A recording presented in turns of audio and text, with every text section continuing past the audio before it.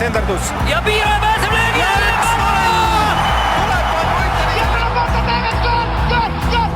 Lõpuvilega saab jalgpallis otsa higivalamine ja algab 3. poolaeg. Saadet toetab EpicBet, jalgpallipanuste kodu. Tere taas kõik jalgpallisõbrad. Ja ongi käes see hetk, kui jalgpalli MM-il on alles jäänud ainult 2, õigemini küll 4, aga eks see pronksi mäng üks väike lohutusfinaal ole. Ehk me oleme jalgpalli MM-i finaali, kus siis lähevad vastamisi Hispaania ja Argentiina ootel. Rääkida on oi kui palju ja seega aega kulutamata hakkame pihta. Meil külas siin taas jalgpallitreener Risto Sarapik. Tere, Risto! Tere! Ja enne kui meie jutuvaade algab, vaatame, mida oli öelda ühel teisel mehel. Es muy fuerte esto. Es muy fuerte, de verdad.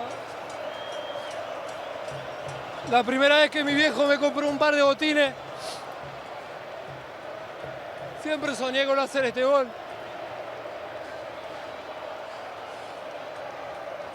Perdón, Ehk Lautaro Martínez, mees, kes on juba tulnud maailmameistriks 4 aastat tagasi, mees, kes on ka klubiga Milano Interiga 1,2 võitnud ja ometi see emotsioon näitab nii palju. Ja kui me läheme selle nagu mängu algus, ütleme enne mängu üldse selles olukorda tagasi, et kuidas Argentiina laulis seda hümni.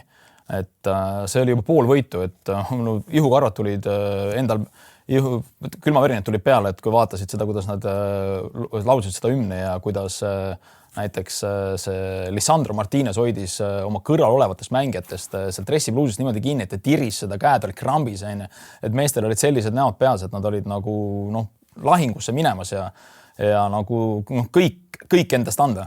Ja vähemalt selle mängu esimene poolaeg, see näitas ehedalt, et see oli midagi märksa enamat kui lihtsalt üks jalgpallimäng ja isegi märksa enamat kui lihtsalt MM-i poolfinaal. Et argentiinlased olid nagu hagijad, nad olid nagu hagijad kõikides situatsioonides, kogu aeg seljas, kogu aeg kallal, hammastega kallal, et see sellist nagu suhtumist mängu alguses nagu sooviks igale võistkonnale, iga treener sooviks, et algaks nagu iga mäng sellise suhtumisega. Me nägime seda, et poolajad olid iseenesest oma olemuselt kaunis erinevad. Esimene poolaeg oligi siis selline suur võitlus, mingis mõttes, heas mõttes, kaose jalgpall, kellele meeldib, kellele mitte. Sulle meeldib näiteks siuke jalgpall või? Momentideni jõutud on ju, et pealtvaataja jaoks võib-olla, tavapealtvaataja jaoks oli võib-olla igav on ju, et treeneri jaoks on, sa vaatad nüansse, vaatad, kuidas seal mingi hetk, mida tehakse, mismoodi ollakse valmis, kus kohta suunatakse mängu või midagi niukest on nüansse vaadata, aga jah, eks ikka momendid ja väravad on need, mis on jalgpalli ilu. Lähme kohe siis selle mängu, tegelikult asjad hakkasid juhtuma teisel poolel. Sina kui treener, õnneks kahjuks mitte küll sellisel tasemel, sellisel laval meeskond juhendada saanud treener, võib-olla kunagi õnnestub veel, mine tea. Inglismaa läks juhtima. Inglismaa ju tegelikult kontrollis seda mängu. Mis võib sellisel hetkel ühe meeskonna ja ühe tipptreeneriga, kuigi paljud täna arvavad, et Toomas Tuchel ei olegi enam tipptreener järsku, mis võib järsku juhtuda? Ütleme niimoodi, et see, mis toimuma hakkas, see, mida Argentiina suutis peale keerata, oli võimas. Aga see, mis käigud Tuchel ja Tucheli võistkond vastu suutis pakkuda, oli tegelikult täielik jama. Et sa ei saa nii alla langeda, sul ei saa niimoodi mängida, et sul üldse põhimõtteliselt inglased saanud üle poolegi pärast seda, kui nad 1-0 ette läksid. Et ma ise omas peas mõtlesin, et see värav oli tegelikult võib-olla inglastel üldse saatuslik. Et see värav oleks tulnud hiljem, oleks nagu, inglased mängisid kuni sinnamaani väga okeilt, võrdne võrdsega. Et isegi alguses olid võib-olla inglased mängus rohkem sees, pressisid kõrgelt ja olid rohkem valmis esimesele poole, küll momentideni jõutud, aga ma ikkagi ütleksin, et esimene poole võib-olla kuulus rohkem inglastele. Aga see värav tuli liiga vara ja pärast seda need vahetused, mis treener tegi, olid väga kaitsvad ja sellised alla langeda, kuigi me jälle samas kiitsime pärast Mehhiko mängu, kuidas inglased jäid vähemusse ja kus oli hästi 5-4, nad seisid seal ja jõle lahe oli. Hästi seisid ära, aga Argentiina ei ole Mehhiko, seal see erinevus välja tuligi. Tunnetad sa nüüd tagantjärele tarkusena, et see inglaste äralangemine algas meeskonnast väljakul, millele siis treener reageeris, siis sel moel, nagu ta reageeris, või oli see vastupidi, et treener tegi mingid oma käigud ja siis meeskond hakkas vajuma. No, treener tegi käigud, mis lõi eelduse selleks, et meeskond hakkaks vajuma nagu enne. No. See on sul nagu, selles suhtes on jalgpall väga psühholoogiline mäng, et sa oled ees või ütleme, mängid nagu võrdsega, järgmine hetk sa langed kuskil, lähed 1-0 ette ja sa istudki kuskil kaevikutes, et loodad, et see mäng lõpebki selliselt. Aga no see suure, mis Argentiina peale pani ja kui hästi nad selle suure peale panid, mida me pärast saame ka taktika laual korraks näidata, et see oli jälle kiitmist väärt. No, statistika on teatavasti pool vale, aga kui vaadata teise poole keskpaigast, kuni selle hetkeni, kui Argentiina lõi oma võiduvärava ehk et 91. minutil oli palli valdamine 92,5% Argentiina käes. Inglismaa tegi selle 25 minuti jooksul 12 söötu, millest 5 läksid kohale. MM-i poolfinaal mängivad Argentiina ja Inglismaa. Võimatu. No sellisel tasemel sa pead kõik need stsenaariumid tegelikult läbi käima enne. Ma ei tahaks üll uskuda, et Inglismaal ei olnud sellist stsenaariumit läbi käidud, kuidas me kaitseme, kuidas me langeme kaitsesse nagu sinna plokki, kuidas me tahaksime pärast seda, kui me palli võidame, tahaksime sealt plokist nagu välja tulla, natuke isegi palli hoida. Aga muidugi üks asi, mida oli nagu märgata, oli see, et inglased olid väga väsinud. Et seal seda need pilkud erinevus, kui sa vaatasid, kui mängijate peale tuli nagu lähikaader, mida sa nägid nagu inglaste silmis ja mida sa nägid nagu argentiinlaste silmis. Ühes pool oli põlemine, teisel pool oli niimoodi, et lõpeks ära nüüd see kõik. Väsimus oli nii suur. Oli see sinu arvates eelkõige füüsiline väsimus või kõik see, mida Inglismaast on räägitud siin kümneid ja kümneid aastaid, et neil ikkagi jõudis kohale see pinge, et nüüd me oleme lähedal, nüüd me peame ja kõik see muu jutt sinna juurde? Tegelikult sa oled niisuguses faasis juba, et poolfinaal, ma ei tea, kas see nüüd on inglaste jaoks õnnestumine või ebaõnnestumine. Ebaõnnestumine. Ütleme niimoodi, et sellistes riikides on see ebaõnnestumine. Kui me vaatame nagu Norrat, siis Norra jaoks oli veerandfinaali, iga samm, mis nad tegid, oli õnnestumine. Et see suure, mis inglastele peale pannakse, ma ei ütleks, et niisugune sats oleks, nad peaksid maailmameistriks tulema. Ise arvavad teistmoodi, aga hetkel ma ei ütleks, et nad oleksid niisugune võistkond, nad peaksid maailmameistriks tulema. Aga ikkagi kuidagi tunnetatav, et Argentiina ju, kes on valitsev maailmameister ja arvab oma peades ju seetõttu täpselt samamoodi, et me peame maailmameistriks tulema. Aga kogu see nende kehakeel, me räägime seda muidugi nüüd tagantjärgi olukorras, kus Argentiina võitis, aga ikkagi kogu see kehakeel oli selline, et ka kaotusseisus ega neil tegelikult nagu väga probleeme ei olnud. Kuni sinna maani tegelikult oli natukese mänguga probleeme, ega nad seda mängu nii väga oma käes ei hoidnud, aga võib-olla see oli ka teadlik valik. Aga see, mis toimus pärast seda, kui nad jäid nagu taha, et see põlemine ja see kirg ja et siin kindlasti tagasi tulla, et ma olin selles kindel, et nad selle ühe löövad ära. See, et nad teise veel otsa lõid, see oli nagu kirst tordil. No nii, lähme vaatame, kuidas see kõik käis. Kiirelt meie väiksel taktika laua peal. Et vaataks kõigepealt natukese, kuidas Inglismaa oma esimese värava lõi ja kuidas nad üldse nagu sellel turniiril nagu natuks üles ehituseks mängisid. Värav tegelikult inglaste värav sündis ju väravlöögist. Siis mängiti pall lahti, siin tegelikult oli niisugune situatsioon, algsituatsioon, mängiti pall lahti, nagu praegu tänapäeval mängitakse värava. Väga palju oli üles ehitusel üldse läbi Pickfordi. Et nad inglased kasutasid teda nagu kolmanda mängijana siin kaitseliini vahel ja kõik käis nagu läbi Pickford. Et kui Argentiina nüüd kõrgemalt survestas, siis Pickford ladus tavaliselt neid pikki pallisi Rodgersi peale või siis Gordoni peale, rohkem Rodgersi peale. 1-1 võitlustesse. Et sinna jääks pall nagu pidama. Aga selles olukorras nüüd tekkis niisugune situatsioon, et Pickford mängis selle palli, Argentiina siit pressis, panisid natuks kinni, see palli mängis Stonesile. Nii kui Stones selle palli sai ja natuke siia poole välja keeras, kui natuke see surret tuli, siis oli kohe hakkas. Elliot Anderson liikus siia ja siin tekkis nagu niisugune kohtade vahetus. Rice liikus üles ära ja Kane tuli vastu. Nüüd tuli see sööt siia äärde ja nüüd oli situatsioon, kus Kane oli meil siin ja siin juba näiteks Anderson näitas samamoodi käega juba, et anna see pall Kane'ile. Selles situatsioonis oli üleval, hakati natukese liikuma ka siit välja. Selles olukorras tuli see sööt Kane'ile, nüüd tuli natukese Bellingham ka vastu, tõi selle ühe mängija välja. Tegelikult oli kontrolli all kõik siin üleval. Et siin oli olukord oli niisugune +1 oli Argentiinal selles olukorras. Nüüd Kane pööras, vaatas momenti, andis selle pika palli siia. Mängujuht Kane, mida ta selles mängus ka oli? Ta Bayern Münchenis kasutab ka seda situatsiooni palju, kus tegelikult mõlemad ütleme, Kane ja Bellingham, kes vahetavad positsioone palju, mõlemad olid niisuguses situatsioonis, et nad olid väljas. Nüüd siin tuli üks Argentiina keskaitjatest tuli kaasa, Romero selles situatsiooni. Põhimõtteliselt see äär oli siin vaba ja nüüd tuli see pikk pall.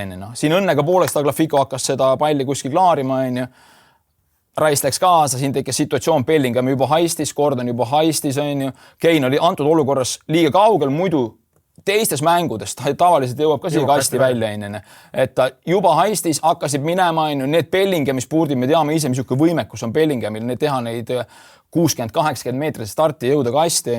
Ja siin tekkiski olukord, kus tegelikult Romero jõudis tagasi, siit jõuti tagasi, siin kastis oli 4 argentiinlast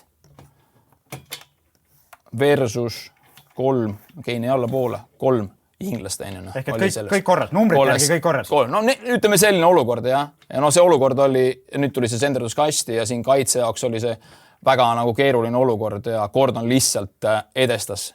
No Tagliafico tegi lihtsalt äärekaitse, aga selles situatsioonis ta ei märganud, mis ta selle taga toimub ja tuligi, väga raske on kaitsel seda olukorda ka nagu jälgida ja lõigi selle pära. Aga jah, et nagu põhimõtteliselt nagu jutu iva on selles, et kuidas Kane ja Bellingham vahetavad positsioone, kuidas nad tulevad allapoole vastu küsima ja kuidas nendest momentidest võib pärast tekkida hea moment, sest ääred hoidsid inglased laiali. Nüüd vaatame, kuidas... Ehk et siiamaani inglastel kõik sujus, nad said ka siis tegelikult selle enda soovitud skripti järgi värava, kuni siis nüüd hakkas juhtuma midagi muud. Ja hakkas juhtuma midagi muud, võib-olla nagu ma enne mainisin, et inglaste jaoks tuli see värav liiga vara ja selles oli võib-olla positsioon, et nüüd me oleme pannud situatsiooni, kuidas Argentiina kaotusseisus hakkas mängima. Kus kohast nad otsisid väravaid ja minu arust oli see muljet avaldav, et see oli nagu läbi töötatud ja need situatsioonid ja momendid tekkisid ka selle taustalt. Et üks koht, nad ei lasknud neid senderdusi kuskil siit, no kuigi teine värav tuli Messi parema jalast sealt, aga need momendid, mis oli praegust, milleni mängiti, olid tsoonid, kus taheti neid senderdusi anda, oli siit. Rodrigo de Paul tuli mängu ja siit hakkas tulema neid. Ja nüüd oli olukord, kus põhimõtteliselt 2 keskkaitset, 2 mängijat ja siit nendest olukordadest tuli alati McAllister lendas nendes olukordades sisse.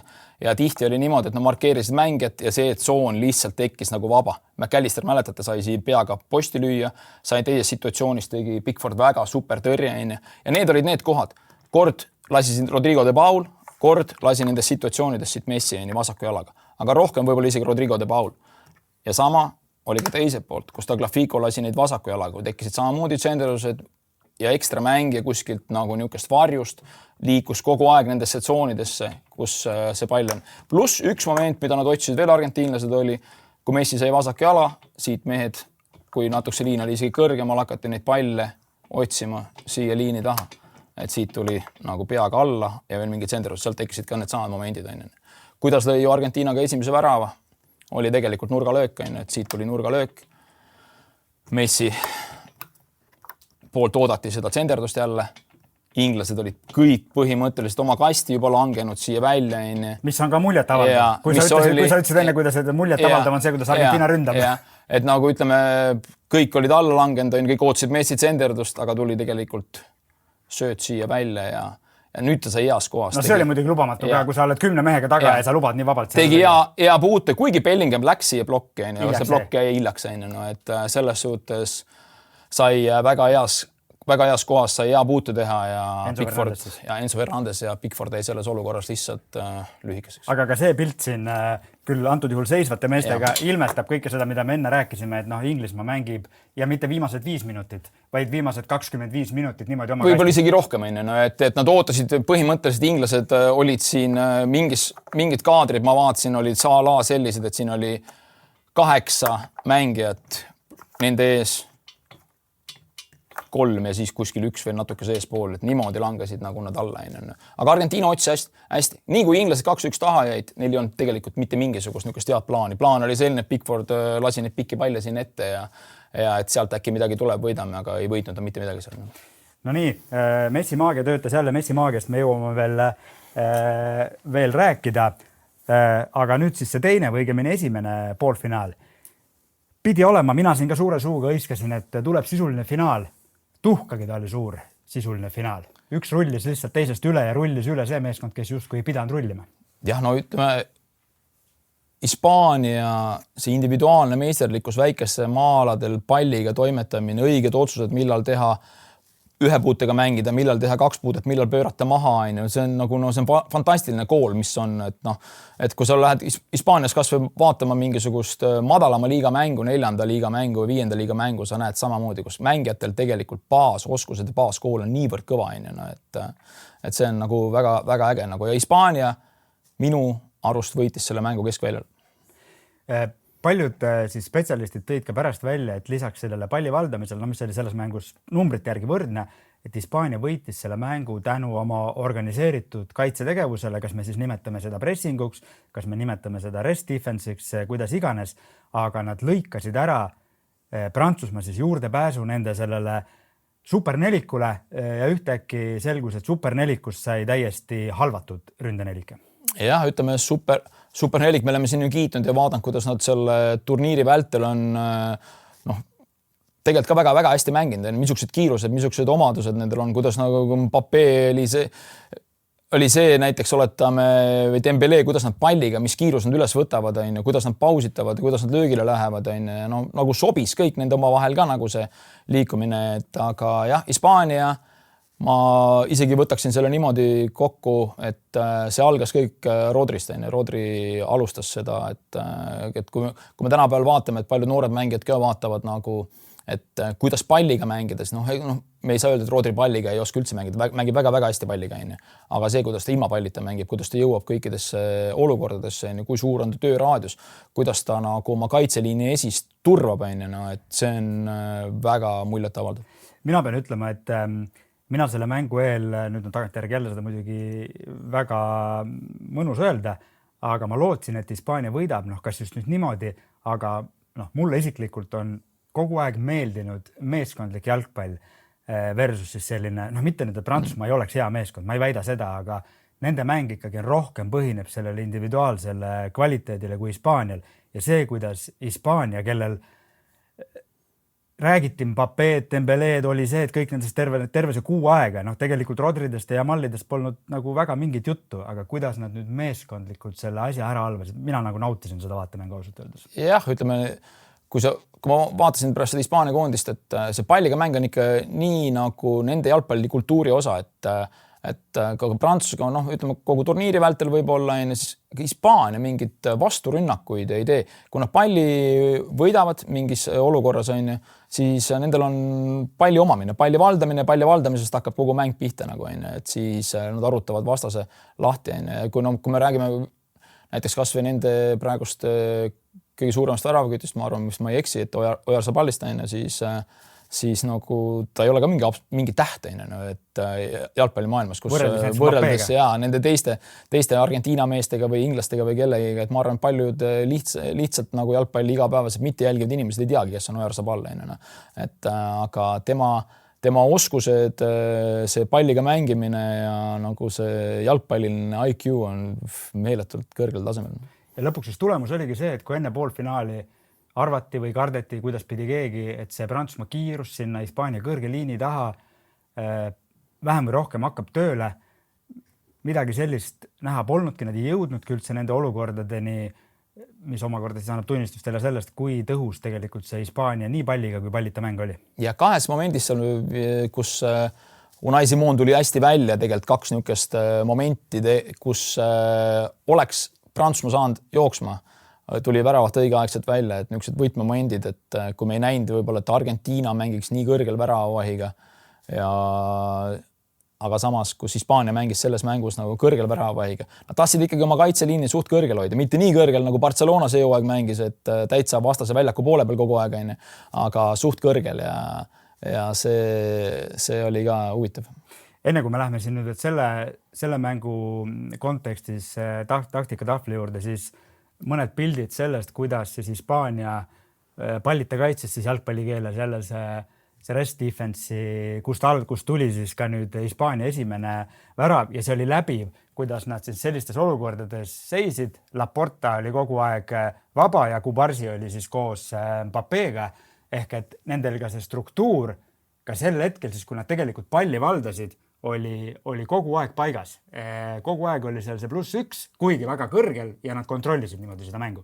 Ja no siin nagu mingil moel öeldakse, et kui sa valdad palli, siis alati mõtle kaitse peale. Et see ongi nagu nüüd osast... Mitte, et see counterpressing algab alles siis, kui sa palli kaotad. Ja, et sul peab olema ta nagu selles suhtes valmis ja et nagu ohud on kohe elimineeritud. Et sa ei saa ikkagi, no ütleme,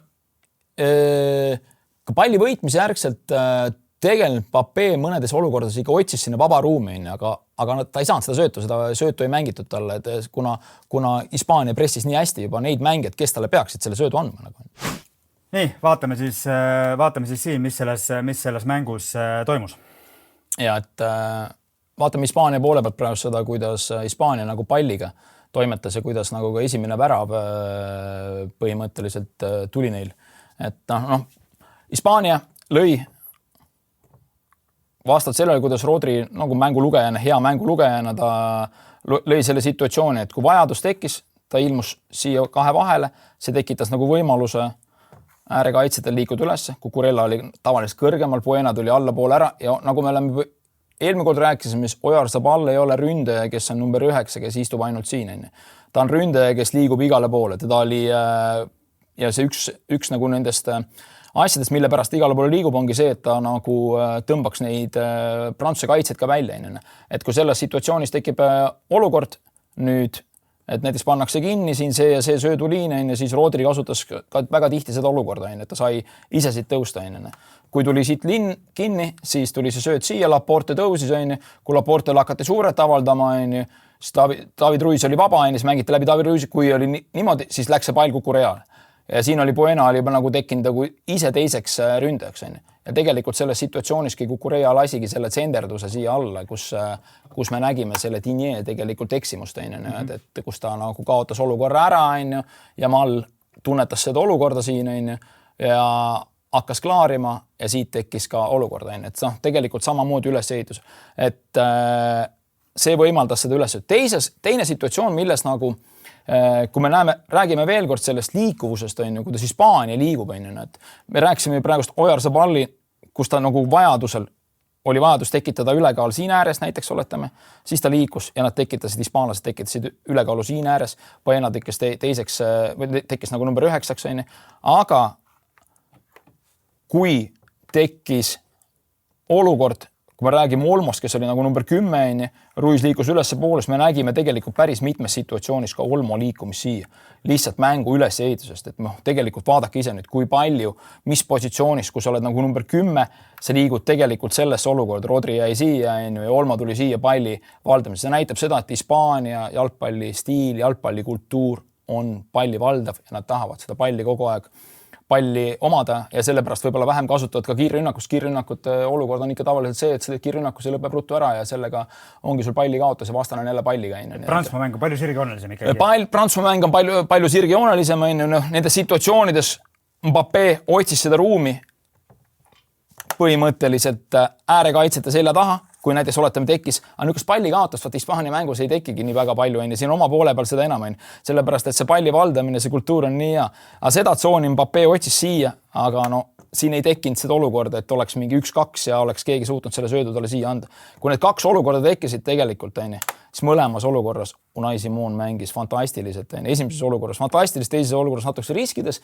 Seal oli olukord tegelikult, kus ma ei mäleta, mis mängijas oli, sai siin palli ja lõpuks ta lõi vastu Unai Simoni, ta võttis selle olukorra ära. Et selline oli nagu Hispaania nagu palli valdamine ja jalgpallikultuur. No nii, Hispaania siis meisterteos igas mõttes, igas tehnilises elemendis. Kui me nüüd liigume siit finaalpaari juurde, pühapäeva õhtune Maiuspala, esimest korda MM-finaalis on vastamisi valitsev Euroopa meister ja valitsev Copa Ameerika võit ja tegelikult päris hämmastav fakt, kui mõelda selle peale, kui pikk on MM-i ajalugu ja kui tugevad meeskonnad sealt tulevad, siis esmalt, kummale sa annad eelise? No, ma ikkagi läheksin sinna, et need on nii nagu ma praegu, kui me vaatame seda olukorda, siis Hispaania on väike eelis, ta on saanud kauem puhata. Et see on võib-olla vaatad, et mis see siin kas 3 päeva või 4 päeva, mis vahet seal on, ja tegelikult on see suur vahe niisugusel turniiril, et see on juba väike eelis. Võib-olla hispaanlastel tuli see mäng ka vähekese kergemalt kui argentiinlastele. Et siin on nagu niisugune eelise moment. Ja päeva lõpuks otsustavad detailid ikkagi nendes olukorras. Kui me vaatame kas või nagu Argentiina-Inglismaa mängu eilselt, siis teine värav löödi, siis kui Messi andis selle tsenderduse, sai selle palli kuskil kätte, Spence'il olid juba kas krambid või midagi ta ei suutnud seda maksimumi anda selles olukorras. Stones, kelle tagant lõi värava Lautaro Martínez, ta ei kerkinud enam nii kõrgele samamoodi. Ja tal oli ennem mingi häda, ta oli kuskil, kas jäädi nende vahetustega hiljaks, kas neid vahetusi ei oleks pidanud tegema, et niisugused asjad ka võib-olla, kus treener saab seda mängukäiku nagu ise nagu dirigeerida rohkem, aga jah, et väikestes asjades kinni, et oleneb, kuidas ka kaartidega on seal, kas mängu alguses, kui me võtame näiteks Prantsusmaa, Rabiot võttis poolfinaalis esimesel poolel kaardi ja Deschamps vahetas ta tegelikult välja, kartis, et võib-olla seal mingis olukorras ta läks juba ühe korra seal natuke jõulisemalt, et nüüd koht oli olemas selle punase kaardi saamise oht. Rabiot Prantsusmaa koondise jaoks on väga oluline mängija minu arust. Et seal on ka niisugused väikesed nüansid, et 2 erinevat jalgpallikultuuri, Euroopa ja Lõuna-Ameerika põrkuvad. Kui argentiinlased seda hümni jälle samamoodi laulavad, nagu nad praegu seal laulsid, ja hispaanlastel seda võimalust seda laulda ei ole, sellepärast sõnu ei ole, siis seal eel on Argentiinal väike eelis. Mis sa arvad, millise väljakutse Hispaaniale, kui me võrdleme selle Prantsusmaaga mänguga, millest siis nüüd terve jalgpallimaailm räägib, mis oli paljude jaoks selline isegi ootamatult võimas muskli näidis. Argentiina jalgpall võrreldes Prantsusmaaga on igas mõttes täiesti teistsugune. Kas see selles mõttes teeb Hispaania ülesande mõnes mõttes keerulisemaks? Mõnes mõttes teeb keerulisemaks, aga samas on nagu niisugune, argentiinlased on ka niisugused nagu ikkagi suudavad palliga väga hästi mängida ja niisugune praegust nagu on kui turniiri vältel näidanud, et nad on meeskond.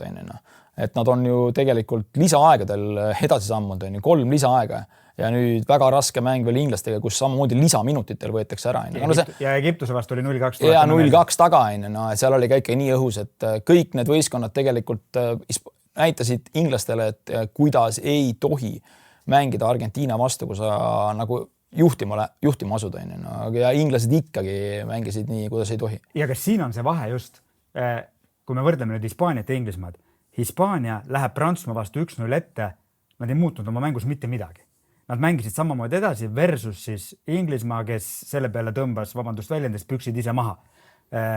Et Argentiinal nüüd seda loota, et Hispaania hakkab mängima samamoodi võimalikus eduseisus nagu Inglismaa vist ei tasu. No ma ei usu, et poolfinaal on väga suur mäng samamoodi ja väga suur vastane Prantsusmaa ja hispaanlased said aru, et see selline kuskile alla langeb, võib-olla nad ei ole sellest kõige tugevamad ka, et nad teavad, et see ei ole nende tugevus. Inglased mõtlesid, et see on nende tugevus, et Inglise liigas mängib mehed võitluslikud ja suudavad neid palle klaarida ja Argentiina ei ole, et tegelikult kui vaatame nagu meeste pikkusi, siis Argentiina on üks lühemaid võistkondi. Seal nendel 1,80 m venda annab otsida selles satsis.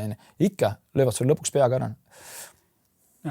Ja lõpetuseks, kas sinu südamesoov oleks pigem, et ma ei küsi ennustust, ma küsin sinu südamesoovi, et võidaks see Hispaania, kellest me oleme täna palju rääkinud, kes on hämmastaval kombel maailmameistrivõistluste finaalis alles 2 korda või võidaks Messi ja kompanii? Väga keeruline küsimus, ei taha kellelegi liiga teha, aga nad ei vaata. Ma jätaksin selle karika Euroopasse. Ta tuleks tagasi Euroopasse. Inglismaale ta ei tule, koju ta tagasi ei tule. Koju tagasi ta ei tule, aga et ta tuleks Euroopasse. No nii, saame näha, kuidas pühapäeva õhtul läheb. Enne siis veel ka laupäeva õhtul pronksimäng Prantsusmaa ja Inglismaa vahel ja siis suur grande finaale ja nende juttudega on Õhtulehe 3. poole ja erisaade uuel nädalal juba taas teie ees. Tänud vaatamast ja järgmiste kohtumisteni.